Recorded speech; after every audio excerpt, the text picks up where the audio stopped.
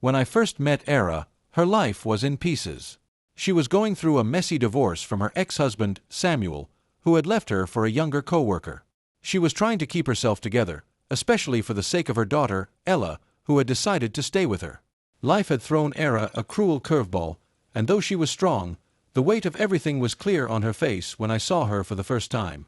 It was a regular afternoon when I walked into a coffee shop and noticed her sitting in a corner. She was surrounded by a mountain of paperwork, legal documents, from what I could tell.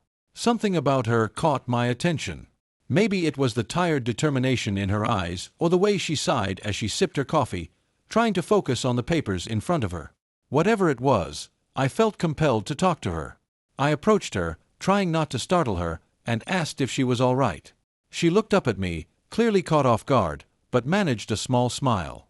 We started talking, and I offered to sit down. I didn't know anything about her situation yet, but I could sense that she needed someone to just be there. The conversation flowed easily, and by the time I stood to leave, she asked for my phone number. Her voice trembled a little, as if she was unsure of how I'd react, but her courage in that moment left an impression on me. Later, Era told me that she had been nervous about reaching out to someone new. She admitted that her best friend had been skeptical about me. "What if he's some maniac or a creep?" her friend had warned. But Era had replied, "Every man is a stranger at first. I don't want to be alone forever. Life has to go on." That simple statement summed up who Era was, someone who didn't give up, even when life felt impossible. I had no idea how much that chance meeting would change both of our lives. At the time, I was just happy to get to know someone so genuine and resilient. As I walked away from that coffee shop, I didn't realize I had just stepped into the most transformative chapter of my life. Era and I started seeing each other not long after that day in the coffee shop. I asked her out for lunch first, then dinner, and soon our casual meetings turned into something regular. She told me about her struggles, her failed marriage, the challenges of raising Ella, and the constant scrutiny she faced as a single mother. It was clear that Samuel's betrayal had left deep scars. I did my best to bring lightness into her life, surprising her with flowers and planning dates that would make her smile. I wanted her to feel cherished, something she admitted she hadn't felt in a long time. One day, I invited her on a trip to the seaside. I planned everything, an all-expenses-paid getaway where she wouldn't have to think about anything but relaxing. Era hesitated at first, worried about taking time off work and leaving Ella with her mother. But eventually, she agreed, and we set off together. Those few days were magical. The sound of the waves, the fresh sea breeze, and the way Era seemed to breathe freely for the first time in ages, it was perfect. On the last evening, as the sun set over the water, I decided to take a chance. I pulled out a small box and handed it to her. "Era," I said, "I want to spend the rest of my life watching sunsets with you." Her eyes filled with tears as she opened the box to find a ring. She didn't hesitate for a second before saying yes. At that moment, I felt like the luckiest man alive. When we returned home, we immediately began planning the wedding. Era was glowing with happiness, often telling me how different this experience was from her first marriage. She described how her wedding with Samuel had been modest and rushed. They were just out of college and couldn't afford much. This time, it was different. I had saved enough money to give her the celebration she deserved, and I was determined to make it unforgettable. As the preparations went on, Era's best friend, Stella, brought up an uncomfortable subject one evening. "Have you and Lucas talked about having more kids?" she asked. Era replied calmly, "Ella is enough for us." But Stella pressed further, suggesting that I might want a child of my own. "After all," she said, "Ella isn't his. She's someone else's blood." Era was visibly upset by this, but she defended our decision. We had agreed early on that one child was all we wanted, and Era didn't want to go through pregnancy again at 35. More importantly, I loved Ella as if she were my own. I had always treated her like my daughter, taking her to school, to the movies, and to ice cream shops. My bond with Ella wasn't about biology, it was about love. The wedding day was everything we had hoped for. The hall was filled with friends and family, tables overflowing with delicious food, and champagne pouring freely. Era looked stunning in her white dress, her face glowing with joy. As I watched her walk down the aisle, I felt an overwhelming sense of gratitude. This was my family now, and I was ready to give them everything I had. The morning after the wedding, I was in the kitchen making breakfast when Era walked in. She hugged me from behind and joked, "Well, I was expecting some kind of miraculous transformation, but everything feels the same." We both laughed, and in that moment, life felt simple and good. Life settled into a comfortable rhythm after the wedding. Era, Ella, and I were building a life filled with love and routine. We spent weekends watching movies, taking walks, and sharing dinners as a family. Ella adored having me around, and I cherished every moment with her and Era. Despite everything Era had been through, she seemed happy, and that happiness made me feel like I was doing something right. One evening over dinner, I mentioned a trip to visit my parents. They lived about 30 kilometers from the city in a small village. As their only son, I often helped them out, whether it was fixing things around the house or simply spending time together.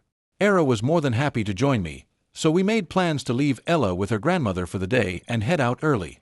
The morning of the trip was rainy, but I didn't think much of it. The roads were slick, but traffic was light, so we drove on.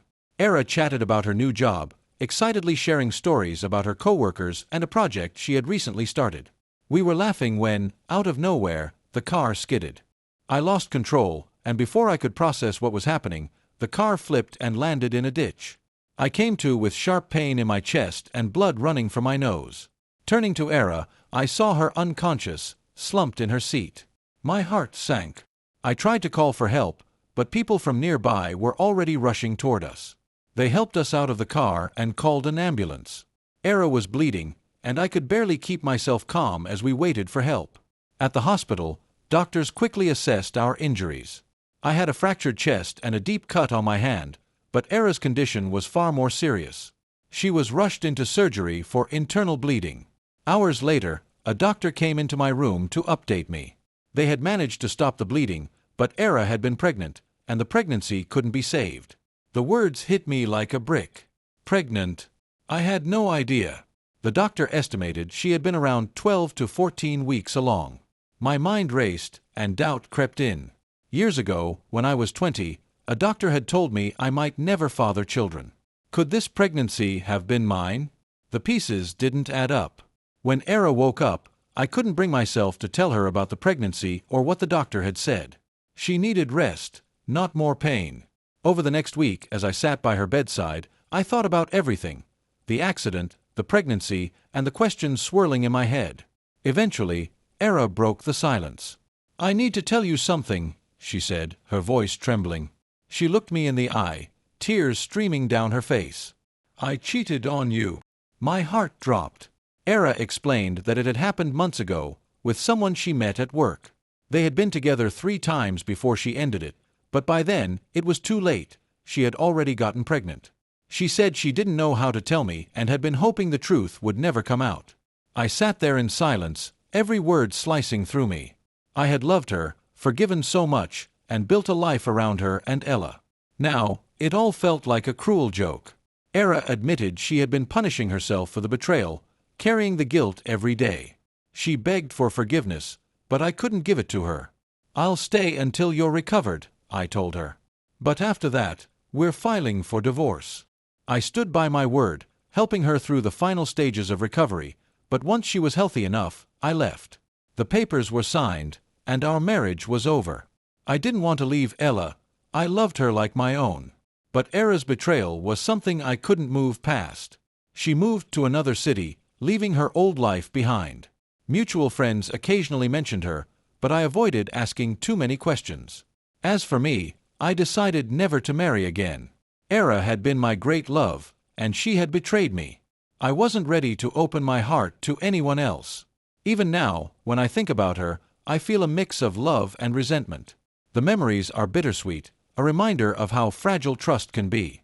After the divorce, life felt hollow. The routines I had built with Era and Ella were gone, and I found myself alone in an empty apartment, haunted by memories of what once was. I threw myself into work, hoping it would distract me, but the silence at home always crept back in. Friends urged me to move on, to try dating again, but I couldn't. Era's betrayal had left a wound I wasn't ready to heal. I often thought about Ella. She wasn't my biological daughter, but in my heart, she was mine. Letting go of her was the hardest part of leaving. I had been there for her milestones, her smiles, and her tears, and now I wasn't part of her life anymore. Sometimes, I wondered if she missed me as much as I missed her. Era, from what little I heard, was trying to rebuild her life in a new city. She had quit her job and seemed determined to start fresh. I couldn't blame her. Maybe she needed a clean slate to escape the guilt and mistakes of the past. I didn't wish her ill, but I also didn't wish to see her again.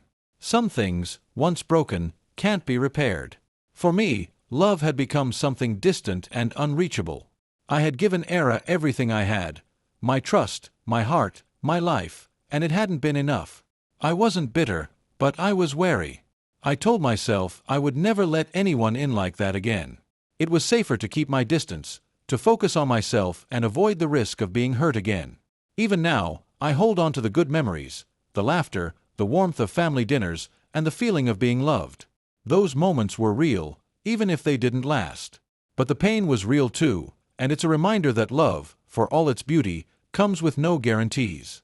If you enjoyed this story or found value in it, subscribe to our channel for more heartfelt narratives and lessons about life and love. Let's learn and grow together.